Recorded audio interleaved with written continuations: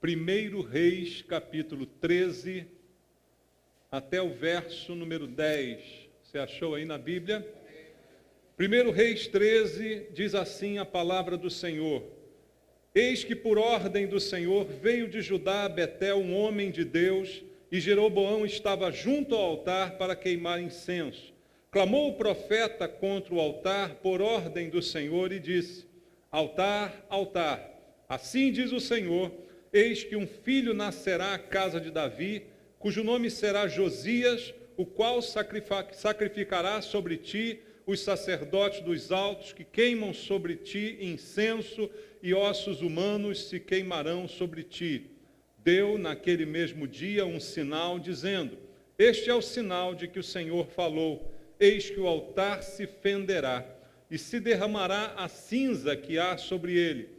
Tendo o rei ouvido as palavras do homem de Deus, que clamara contra o altar de Betel, Jeroboão estendeu a mão sobre o altar, dizendo: Prendei-o. Mas a mão que estendera contra o homem de Deus secou, e não a podia recolher. O altar se fendeu, e a cinza se derramou do altar, segundo o sinal que o homem de Deus apontara por ordem do Senhor.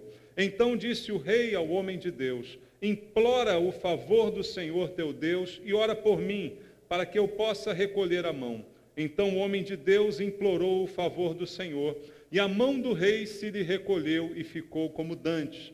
Disse o rei ao homem de Deus: Vem comigo à casa, fortalece-te, eu te recompensarei.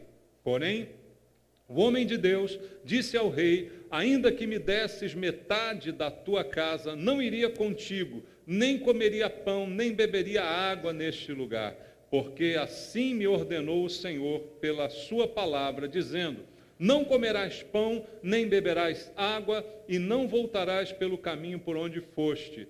E se foi por outro caminho, e não voltou pelo caminho por onde viera a Betel. Amém. Glória a Deus. Senhor, obrigado pela palavra, obrigado pela oportunidade de estarmos juntos aqui para ouvir a Tua voz, para receber do Senhor um ensinamento precioso de mudança, de transformação na nossa vida, que se reflita nas nossas atitudes, Pai. Para isso temos que dar ouvidos à Tua voz, temos que ouvir a Tua palavra e praticar aquilo que vamos ouvir. Fala conosco, Senhor, pelo poder do Espírito Santo. Não estamos aqui interessados em doutrinas humanas, em filosofias do homem, mas na Tua palavra, no poder que vem dela para transformar a nossa vida. Pai, eu entrego a minha vida em Tuas mãos, eu peço graça, peço misericórdia, unção do Espírito Santo, para que eu seja um instrumento do Senhor e possa falar segundo o Teu Espírito aos nossos corações. Usa-me, Senhor, e abençoa cada um de nós essa noite, é o que eu te peço em nome de Jesus. Amém. Graças a Deus, irmãos, podem sentar. Amados, este texto tem algumas lições para nós aprendermos aqui essa noite com os acontecimentos narrados aqui, que nós acabamos de ler, e outros mais que vamos ler aqui ao longo da mensagem. O texto começa, a passagem aqui começa com um ato de blasfêmia. Que ato de blasfêmia é esse? Veja só o que diz o versículo 1. Eis que por ordem do Senhor veio de Judá a Betel um homem de Deus, e Jeroboão estava junto ao altar para queimar incenso. Aqui está a blasfêmia. Jeroboão, o rei, está no altar queimando incenso. O rei está fazendo aqui as vezes do sacerdote. Sempre que isso aconteceu, sem o comando de Deus, sem a ordem de Deus, isso se tornou em problema. O rei achando que pode fazer tudo o que ele quer, inclusive a função sacerdotal que não lhe competia. Queimar incenso no altar é uma função do sacerdote, a menos que Deus diga o contrário. E o rei aqui está tentando fazer as vezes de um sacerdote. E esse homem, Jeroboão, aqui citado, ele ficou conhecido depois da divisão do reino, que foi, na verdade, provocado pelo Roboão, que era filho de Salomão. O reino se dividiu por causa da atitude de Roboão, e esse Jeroboão é aquele que passou a reinar no reino do norte. Roboão ficou com o reino do sul, Judá, e Jeroboão passou a reinar então no reino do norte, na maioria das tribos do norte. E ele não era da família de Davi. Jeroboão não era. Roboão sim, filho de Salomão, neto de Davi, mas Jeroboão não era nem da família de Davi. Então, é um homem errado no lugar errado, fazendo uma coisa errada que não deveria estar fazendo, não é? E como houve essa separação nos reinos, né, a divisão desse reino, Jeroboão, ao reinar no reino do norte, ele decide criar uma religião própria, diferente do judaísmo, né, vamos dizer assim, diferente das tradições que o povo acompanhava até aquele dia. Agora o reino foi dividido. Agora o reino do norte não tem mais Jerusalém como sua capital, ela ficou no reino do sul. Então ele cria um novo sistema religioso. E a Bíblia fala disso no capítulo 12, aqui do mesmo livro, 1 Reis. Veja aí, capítulo 12, a partir do versículo 25, diz assim: Jeroboão edificou Siquém, na região montanhosa de Efraim, e passou a residir ali, e dali edificou Penuel. Disse Jeroboão consigo: agora tornará o reino para a casa de Davi. Se este povo subir para fazer sacrifícios na casa do Senhor em Jerusalém, o coração deles se tornará o seu senhor, a Roboão, rei de Judá, e me matarão, e tornarão a ele ao rei de Judá.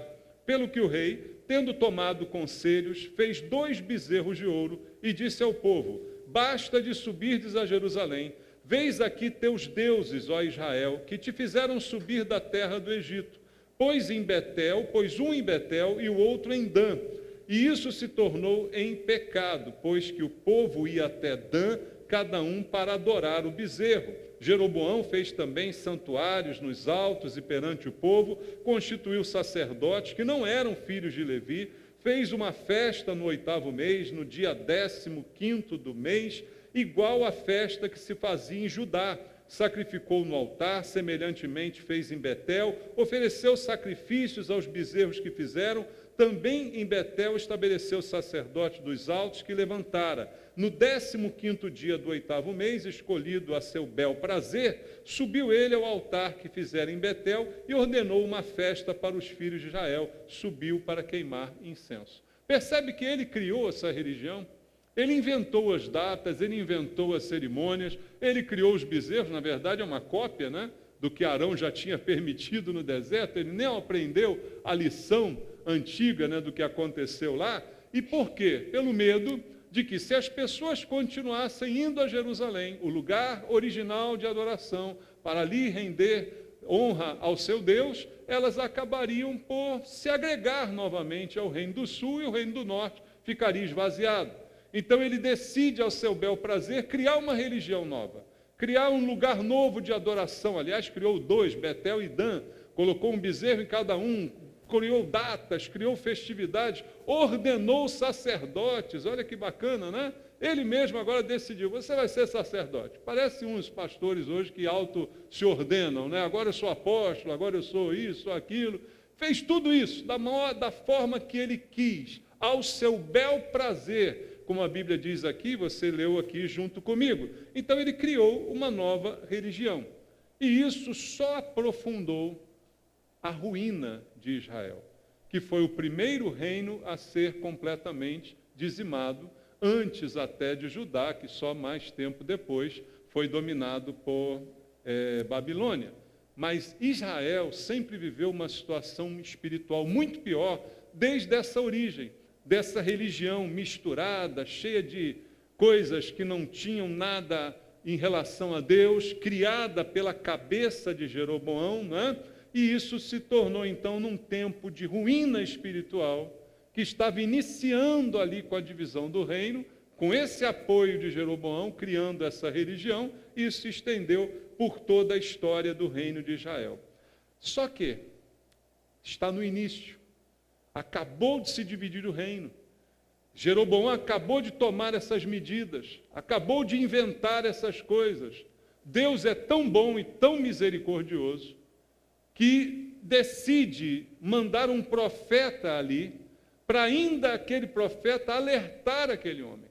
Veja, mesmo diante do erro, mesmo diante da falha, mesmo diante, né, desse desvio completo, Deus é tão bom que ainda manda alguém para dar uma palavra, para ver se aquela pessoa desperta, para ver se ele acorda da loucura que ele está fazendo. E aí então começa o texto que nós lemos. Chegando ali o profeta para falar diretamente a Jeroboão e dar o recado de Deus para que houvesse ainda uma mudança. E aí a gente vai tirar para nós as lições que essa história tem para nos contar. Veja só o que diz o versículo 1 do capítulo 13. Eis que por ordem, é isso que está aí na sua Bíblia? Ordem do Senhor, veio de Judá a Betel um homem de Deus. Veja, Deus ordenou a um homem de Deus, a um profeta, que saísse lá de Judá, no Reino do Sul, fosse até Betel, um dos 2 lugares de adoração que Jeroboão instituíra nessa nova religião, mandou que ele fosse ali, e quando chegou ali, encontrou Jeroboão junto ao altar, queimando incenso. Foi isso que aconteceu logo no início, né? Esse homem, um profeta, recebe uma ordem de Deus. E o que ele faz? Ele obedece. Começa aí alguma lição para a gente. Ele sai lá de Judá e vai para o reino do norte de Israel, vai para a cidade onde está o rei, fazendo exatamente o que Deus mandou. Uma missão meio arriscada, concorda? Você sai do seu reino, sai da sua terra, vai para um outro reino, governado por uma outra pessoa, que está completamente translocada, fazendo um monte de bobagem, com a missão de dizer para ela uma palavra de Deus. Não é para qualquer um, né? Tem que ter coragem para isso, né? Mas não é só coragem, convicção de que obedecer é melhor. Quem mandou? Foi Deus. Não diz o texto, uma ordem do Senhor foi dada? Se a gente ouve uma ordem do Senhor, qual é a nossa opção? Nenhuma, é só obedecer. Não é verdade? Tem opção? Bom, vou pensar. Vou ver se é bom. Vou calcular. Ouviu uma ordem do Senhor, o que é melhor é obedecer. Porque se Deus está dando a ordem, não tem nada que eu precise temer.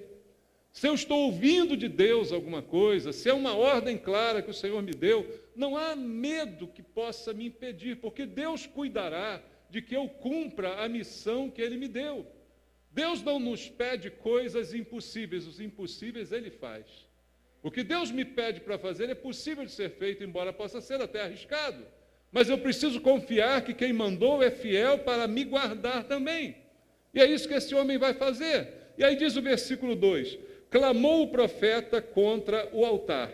Que altar? O altar em que Jeroboão estava lá queimando incenso. Ele clamou contra aquele altar, contra aquela palhaçada que estava acontecendo ali, inventada da cabeça de Jeroboão.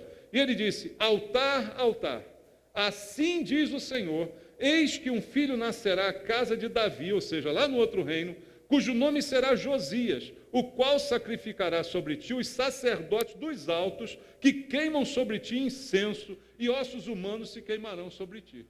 Que palavra é essa que esse homem deu? Ele anuncia um sinal de que Deus vai fazer juízo ali.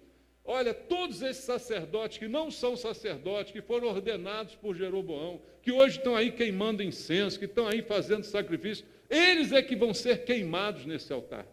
Porque vai vir alguém lá do outro reino, lá de Judá, da descendência de Davi, ou seja, debaixo da promessa de Deus, porque a promessa de Deus é que de Davi o reino não teria fim, não é? Então, debaixo dessa promessa vai chegar alguém que vai dar um jeito nessa situação. Ele anuncia isso, uma palavra dura, e o rei está lá queimando incenso, numa boa, né? Crente que está abafando, né?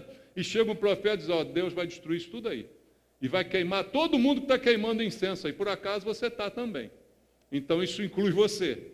O que você acha dessa palavra? Difícil, né? De falar assim na testa do rei. E é o que ele faz, com o risco da sua vida. Mas Deus mandou, então ele obedece. E aí o que faz o rei? Tendo o rei, versículo 4, tendo o rei ouvido as palavras do homem de Deus, que clamara contra o altar de Betel, que ele mandou fazer, né? Jeroboão estendeu a mão sobre o altar, dizendo, prendei-o. Mas quando ele fez isso, A mão que estendera contra o homem de Deus secou, e ele não podia recolher. Deu uma paralisia, a mão secou, mirrou, deformou, e ele não ficou lá congelado ali. Só por ele erguer a mão contra aquele que está obedecendo uma ordem de Deus. Veja como é bom obedecer, irmãos. Está percebendo a vantagem de obedecer? Com a obediência vem a proteção. Com a obediência vem a guarda de Deus. Ele estende a mão, ele tem poder para prender, tem poder para matar, tem poder para fazer o que quiser. Mas Deus tem mais poder do que ele. E aí a mão daquele homem seca e fica paralisada, ele não consegue ir para frente nem para trás, e ele aí fica nervoso com aquela situação. Porque a fidelidade de Deus sobre o homem que obedeceu a Deus, que ouviu a ordem e que foi fazer o que Deus mandara. Versículo 5. O altar se fendeu, e a cinza se derramou do altar, segundo o sinal que o homem de Deus apontara por ordem do Senhor. Imediatamente após a mão travar, o sinal que o profeta tinha dito, olha, o que vai acontecer para que você veja que essa palavra é verdadeira, esse altar vai se quebrar ao meio. Esse altar vai se quebrar e toda a cinza que está nele vai se derramar. Tudo isso vai acontecer, é o que está dizendo o texto. E, de fato, assim que ele estende a mão, o que faz? Acontece. A palavra se cumpre. E a coisa acontece do jeito que Deus disse que aconteceria. Veja só o que diz então o versículo 6. Então disse o rei ao homem de Deus: implora o favor do Senhor teu Deus e ora por mim, para que eu possa recolher a mão. Então o homem de Deus implorou o favor do Senhor e a mão do rei se lhe recolheu e ficou como dantes. Veja como esse homem é honrado por Deus. Ele obedeceu, concorda? Por isso foi primeiro protegido do mal que o rei queria contra ele. Depois de protegê-lo, o que ele fez? Deus o honrou. Agora o rei que queria matá-lo está pedindo oração para ele. O rei que queria o mal dele está implorando, olha, roga por mim aí, pede ao teu Deus por mim, para ele me consertar essa mão. Olha a honra que esse homem está recebendo. Irmãos, todos nós gostamos de honra, todos nós gostamos de proteção, gostamos ou não? Mas muitos não gostam de obedecer. A gente quer a honra e quer a proteção, mas não quer obedecer. E o que o texto está mostrando para mim e para você é que a honra e a proteção vêm como consequência da obediência. E essa palavra se cumpriu naquele momento. O homem foi honrado pelo rei, pedindo, ora por mim, intercede por mim. O que Deus está nos ensinando, se Ele manda, nós temos que obedecer. Não há opção, irmãos. Obediência é o melhor caminho para a nossa vida. Veja só o que diz o verso 7 agora. Disse o rei ao homem de Deus: vem comigo a casa e fortalece-te, eu te recompensarei. Olha só, o rei que queria matá-lo, agora está querendo dar dinheiro para ele. Está querendo dar comida para ele, está querendo botar ele em casa, tratar ele bem, está querendo fazer tudo por ele. E aí ele quer recompensar o profeta de alguma forma. Olha o verso 8. Porém, o homem de Deus disse ao rei: ainda que me desses metade da tua casa, não iria contigo. Nem comeria pão, nem beberia água neste lugar. Por que que ele não aceita?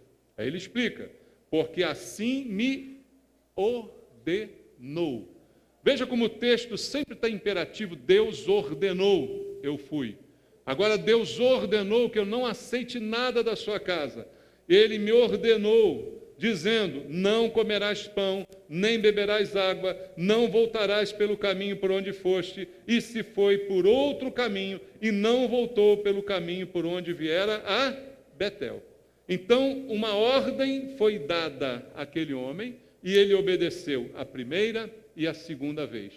Deus ordenou, vá, ele foi. Deus ordenou, não aceite nada, ele não aceitou. Tudo foi bem até esse momento em que ele obedeceu a palavra de Deus. Deu para você perceber isso? Proteção, honra, né? O cara quis até fazer algo para ele, diz não, continuou firme em obediência. Tem uma conclusão que nós temos que tirar: obedecer é melhor, irmãos. A melhor solução para todos nós é obedecer. Só que o problema desse texto é que essa história não acaba aqui. Poderia acabar no versículo 10 e estaria tudo maravilhoso. A lição foi dada, nós aprendemos a lição, não é? É melhor obedecer, é esse o caminho e tal. Ele voltou por outro caminho, ele está voltando agora, não é? Para Judá, para sua casa, já cumpriu a tarefa, cumpriu a missão, tudo parece maravilhoso. Mas olha como é que continua o texto a partir do versículo 11. Morava em Betel um profeta velho. Vieram seus filhos e lhe contaram tudo o que o homem de Deus fizera aquele dia em Betel. As palavras que dissera o rei, contaram-nos a seu pai. Perguntou-lhes o pai: por que caminho se foi? Mostraram seus filhos o caminho por onde fora o homem de Deus que viera de Judá. Então disse a seus filhos: albardai-me um jumento. Albardaram-lhe o jumento e ele montou. E foi após o homem de Deus, e achando-o sentado debaixo de um carvalho, lhe disse: és tu o homem de Deus que vieste de Judá? Ele respondeu: eu mesmo. Então lhe disse: vem comigo à casa e come pão. Porém ele disse: não posso voltar contigo, nem entrarei contigo, não comerei pão, nem beberei água contigo neste lugar, porque me foi dito pela palavra do Senhor: ali não comerás pão, nem beberás água, nem voltarás pelo caminho porque foste. Tornou-lhe ele: também eu sou profeta como tu. E um anjo me falou por ordem do Senhor, dizendo: faze-o voltar contigo à tua casa, para que coma pão e beba água. Porém, mentiu-lhe. Então voltou ele e comeu pão em sua casa e bebeu água. Veja como a história mudou agora, irmãos. Ele está firme no seu propósito de obedecer. Ele não aceita nada que o rei lhe ofereceu. Mas um profeta velho, um desgraçado de um profeta velho, irmãos, vai atrás dele. Vai atrás dele no caminho, o encontra sentado, fala com ele, e ele ainda se mantém firme, dizendo: não, o Senhor me falou, eu não posso fazer isso, não vou fazer. E o profeta velho inventa uma história, mente descaradamente, e diz para ele: não, um anjo do Senhor me falou. O anjo do Senhor me falou que não é nada disso que você ouviu. Agora ele falou que a ordem é outra. Você pode ficar e você pode comer e tudo vai dar certo, porque um anjo me falou, você não viu essa você perdeu. E ele ingenuamente aceita o que aquele profeta velho lhe diz. Qual a lição agora? A primeira já aprendemos: obedecer, proteção, honra, tudo maravilhoso. Mas essa obediência agora foi perdida. E foi perdida, talvez você diga assim: ele foi enganado. Poxa, é injusto, né? Enganaram ele. Ele estava bem, ele estava firme. Mas isso não é desculpa, irmãos.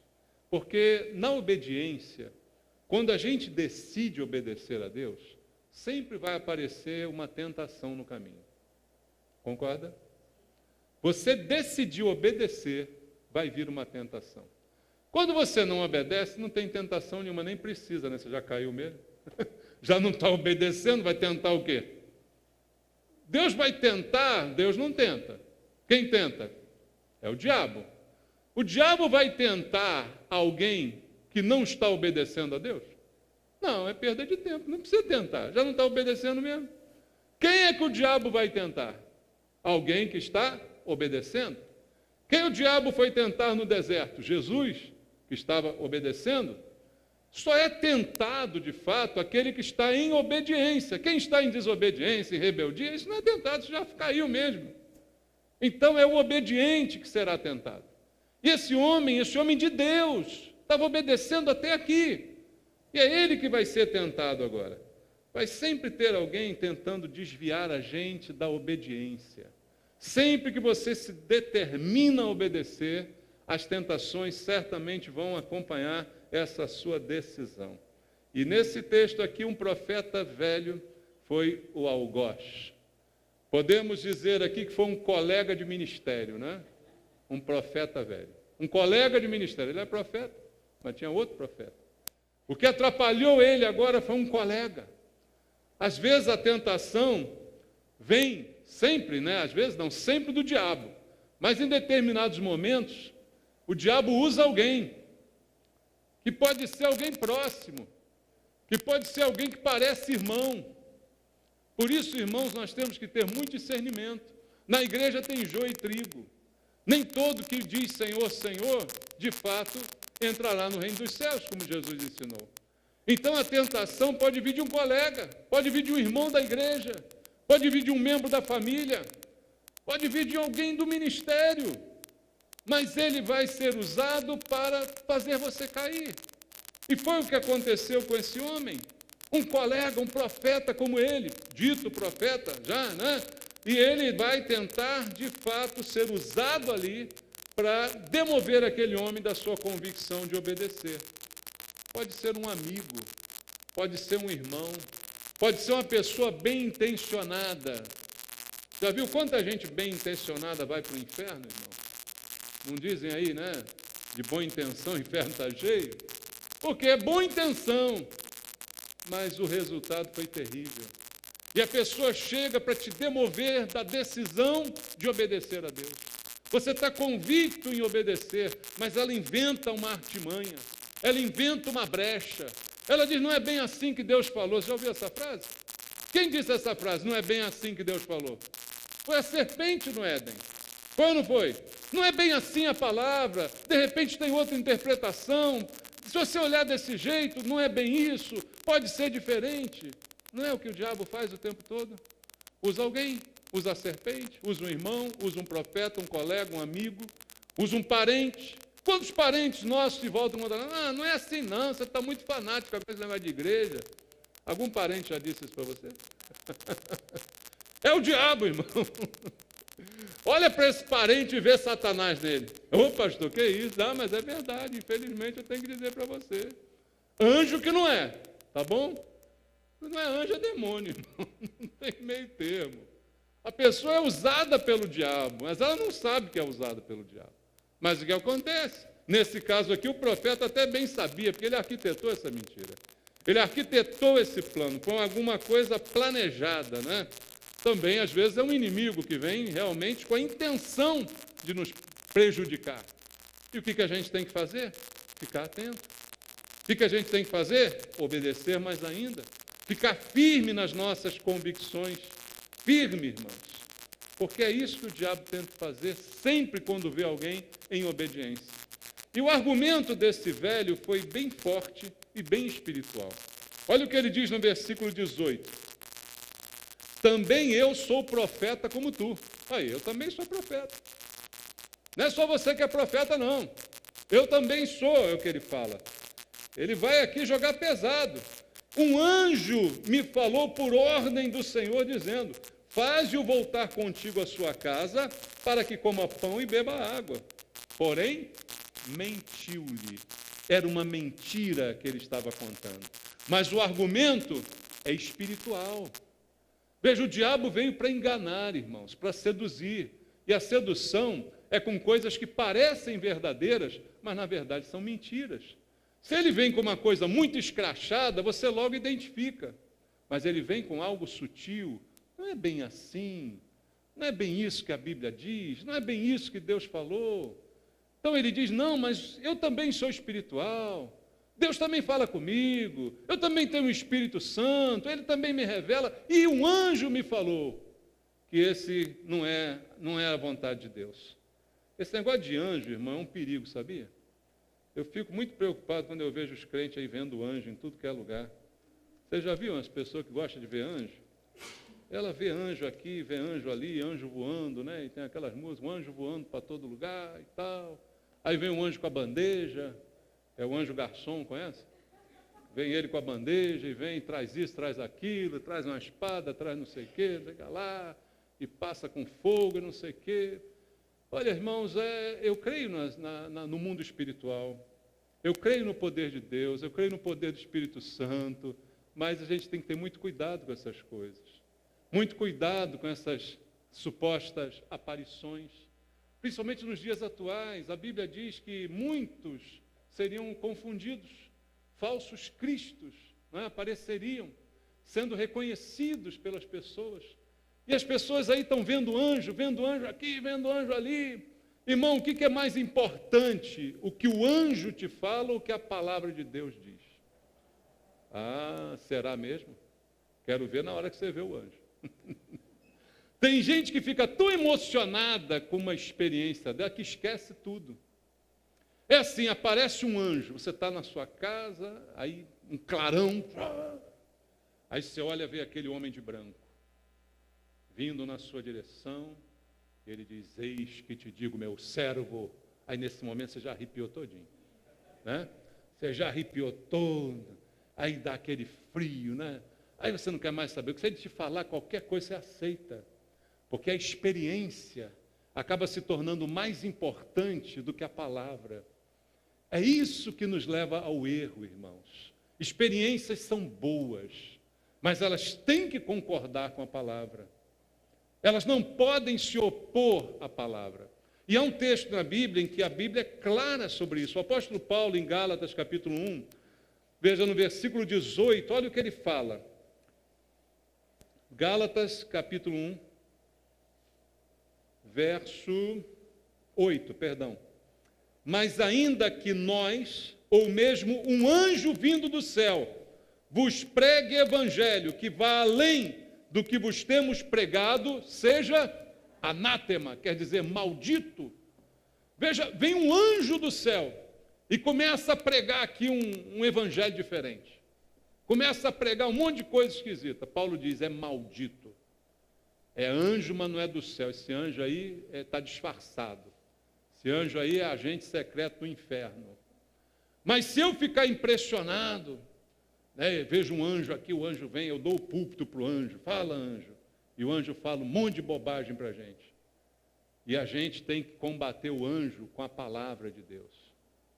A experiência tem que ser provada pela palavra de Deus, não pelo arrepio, não pelo meu cabelo, né, arrepiado aqui no braço. Tem gente que acha que arrepio é sinal. Arrepio é sinal que você está com frio, irmão. É isso que é arrepio, entendeu? Ah, eu fiquei todo arrepiado.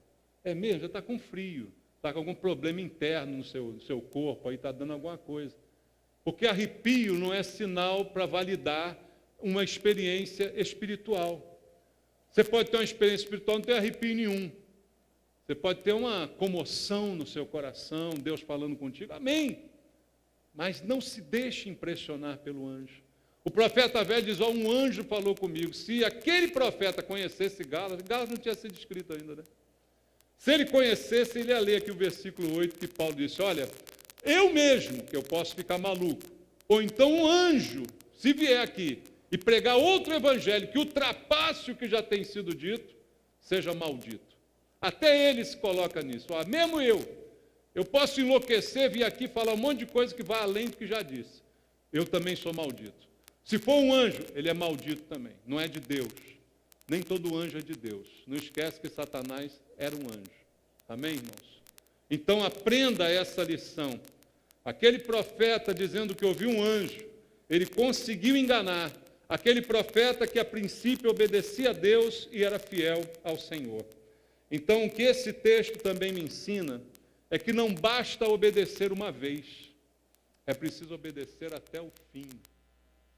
Porque eu não posso ficar, não é uma gincana que eu marco pontos, entendeu? Obedeci 10 vezes, 10 pontos.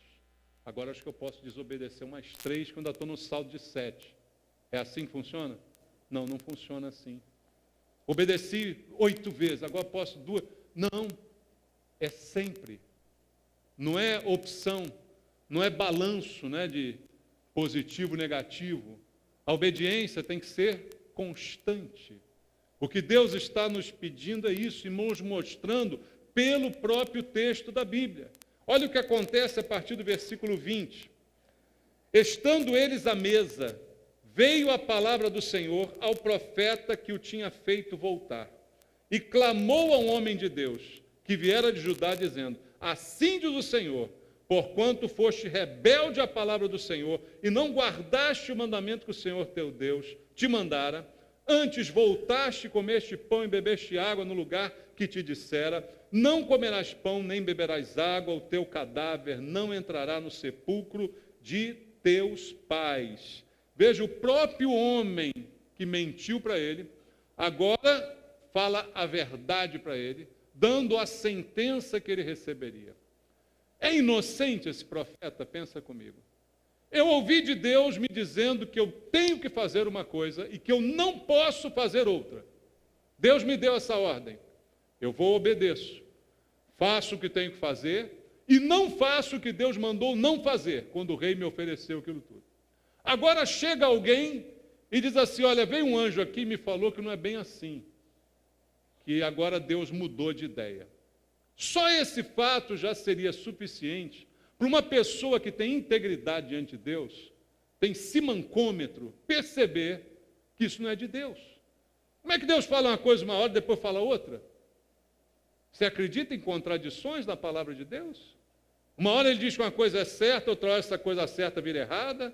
Uma hora uma coisa é errada, daqui a pouco ela vira certa de novo. A quem interessa essa confusão? Ao diabo. Não, não é bem isso que Deus falou, pode comer sim. Não é bem assim não, olha, isso era naquela época, agora pode. Agora não é mais desse jeito, olha, mudou, agora estamos na graça, então mudou o princípio. É o que a gente mais vê por aí, irmãos. Não pode ser de Deus isso. Como é que Deus fala uma coisa numa época, na outra fala outra, se contradizendo? O cara que é de Deus tinha que pelo menos se mancar e dizer, não, não é possível, isso não é de Deus, essa palavra. E porque ele não fez isso, ele agora vai ouvir daquele profeta velho o seu juízo, o seu julgamento. Veja ele o que diz no versículo 23. Depois de profeta, quem fizera voltar a haver comido pão e bebido água, aguardou para ele o jumento. Foi-se, pois, e um leão o encontrou no caminho e o matou. O seu cadáver estava atirado no caminho. Jumento e o leão parado junto ao cadáver. Eis que os homens passaram e viram o corpo lançado no caminho, como também o leão parado junto ao corpo, e vieram e o disseram na cidade onde o profeta velho habitava. Ouvindo o profeta que o fizera voltar no caminho, disse, é o homem de Deus que foi rebelde à palavra do Senhor. Acabou minha filha aqui, né?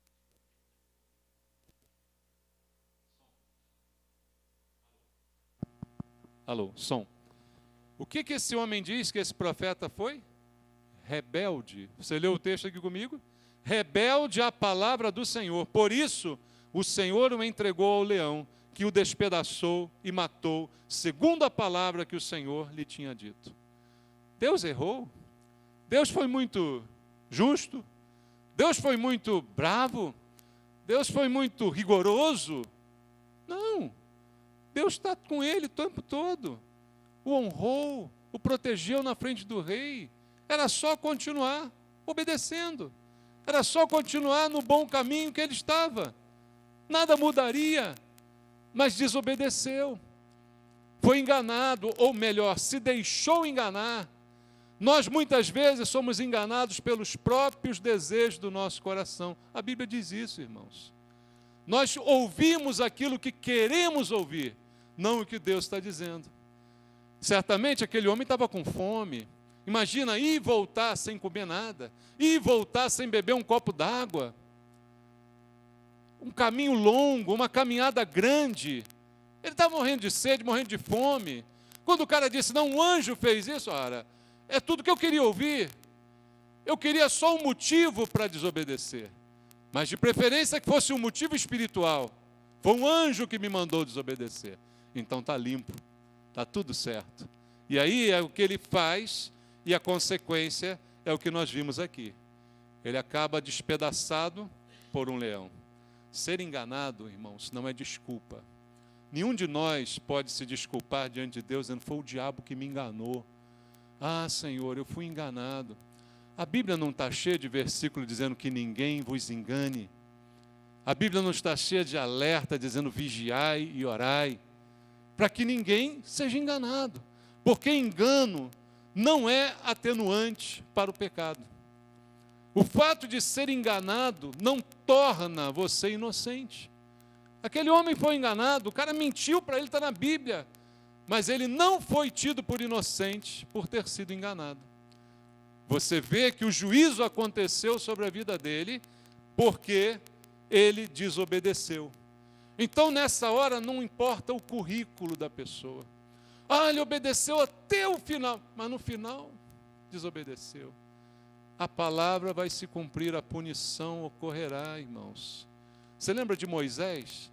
Alguém tem um currículo melhor do que Moisés? Um homem tremendamente usado por Deus, desde a libertação do Egito, durante os 40 anos na caminhada. Lá no final, ele desobedece. Você lembra da história? Lá no finalzinho, está quase lá. Quase não adianta. Adianta se o seu time quase vencer a partida? Você vai dizer, olha, meu time quase venceu. Mas ele venceu? Não venceu. Quase não é lá. Moisés estava quase lá. E ele desobedeceu.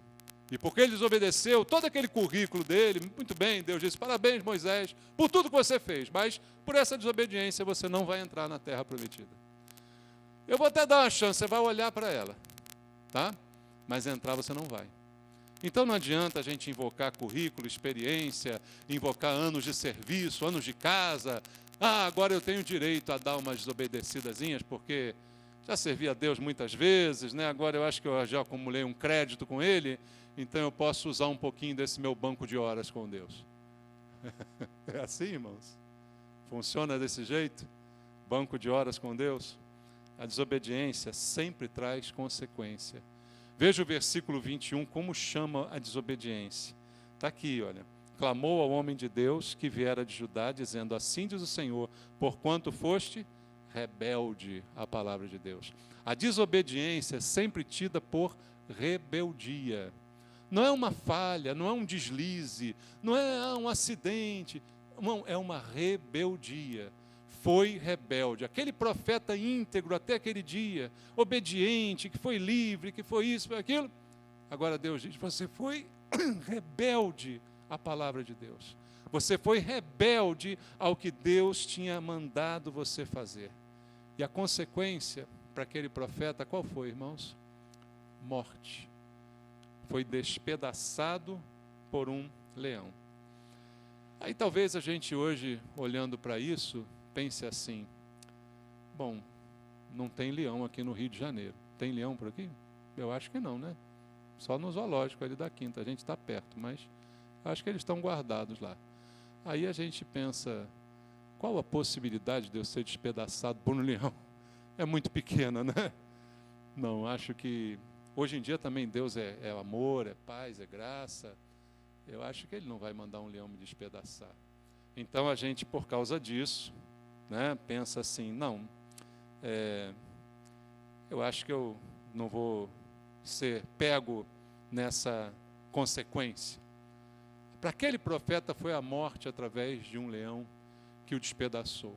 Mas a desobediência, ela sempre vai trazer a morte de alguma coisa, irmãos. Porque a colheita, ela sempre vem. A Bíblia diz, de Deus não se zomba. O que o homem semear, ele colherá. Isso é uma consequência.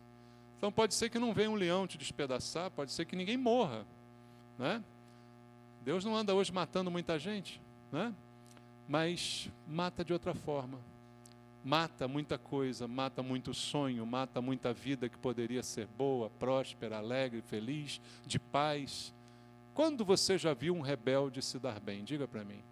Quando você já viu um rebelde viver em paz? Quando você já viu um rebelde viver feliz e contente na sua casa?